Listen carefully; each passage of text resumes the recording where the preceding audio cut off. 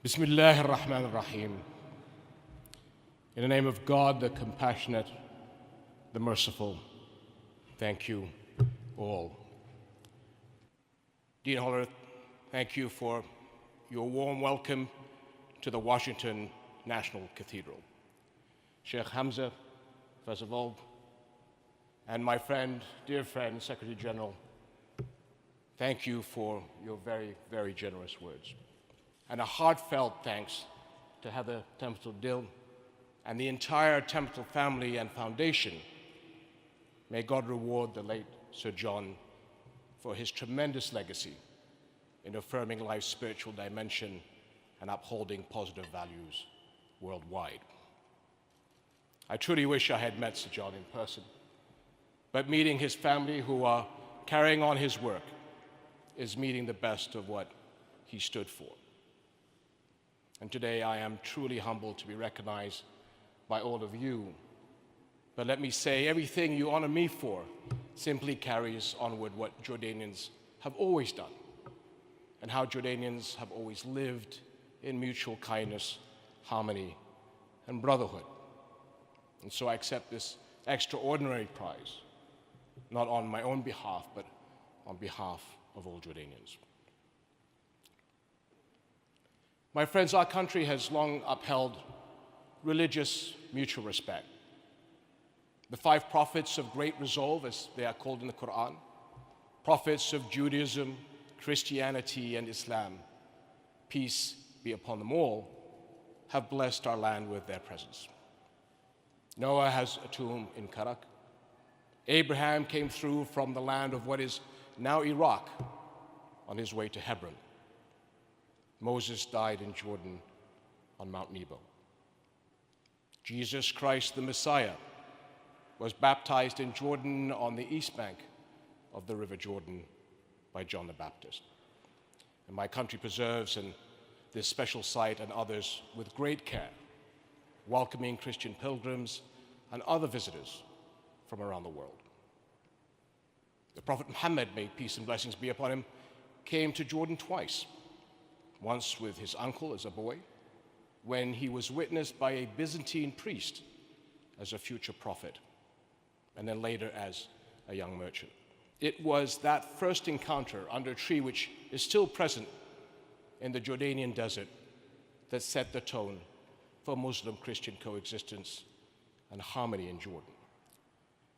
My friends, these prophets of great resolve were on a journey, an internal journey of the self to fill God's commands. And the first step of any such journey begins with the struggle, the jihad within each of us to be the best person we can be. The greater jihad of the great prophets brought illumination to all of us. So here at this cathedral, as a Muslim, I'd like to say a word about jihad, and I'm sure that's not something you hear too often within these walls.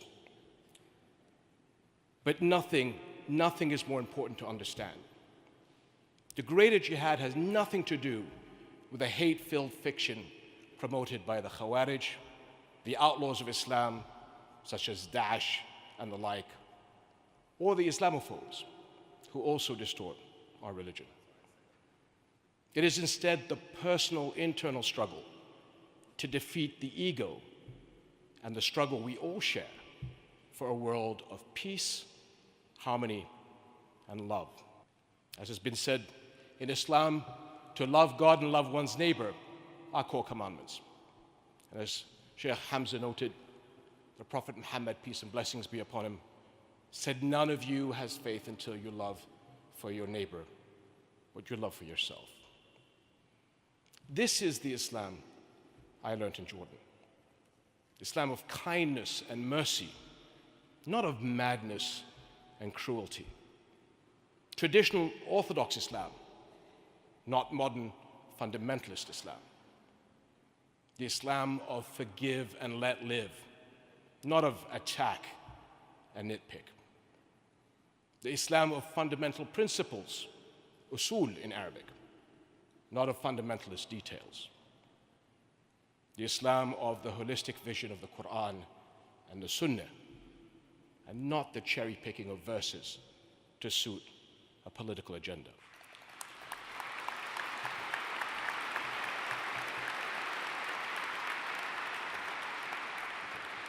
This is the traditional Orthodox Islam. That is the faith of the vast majority of Muslims around the world. 1.8 billion good neighbors and good citizens who are helping build the future in Jordan and the Middle East, in the US and Asia, and Europe and beyond. And we are working on every continent to defend Islam against the malignant sub-minority who abuse our religion. And we do this not to please our friends, not to please the world, but to please God.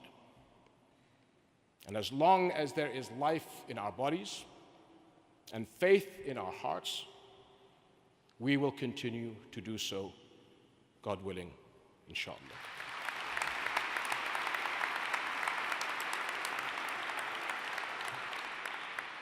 And we are not alone. The great commandments to love God and love one's neighbor, as has been said this evening, are found again and again in Judaism, Christianity, and Islam and other faiths around the world. It is a profound message, calling every one of us to struggle to look beyond ourselves. And this outward insight is the source and hope of all coexistence.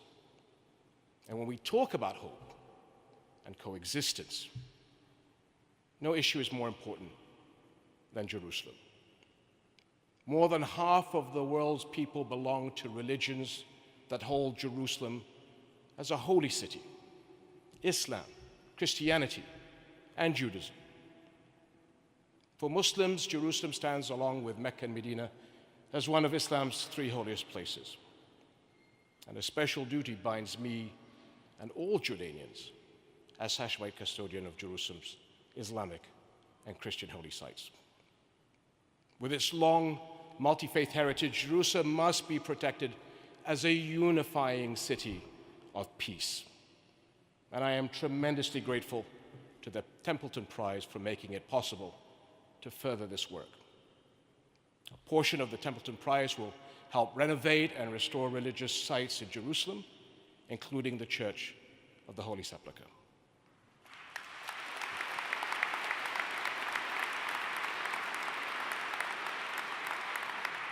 And the entire remaining sum is also being donated to humanitarian, interfaith, and intrafaith initiatives in Jordan and around the world.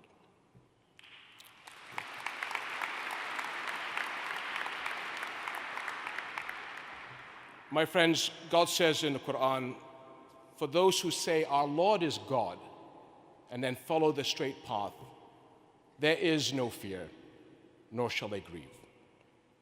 And the Prophet Muhammad, peace and blessings be upon him, said, whoever believes in God and the last day, let him behave with excellence and virtue, ihsan, towards his. It is time to do all we can to maximize the good in our world and bring people together in understanding. But it begins with the struggle, the jihad within ourselves to be the best we can be. And it's been said that all it takes for evil to prevail is for good people to do nothing. But together, God willing, we can achieve something important. We can create the future of coexistence that humanity so desperately needs. Let us keep up the struggle. Thank you.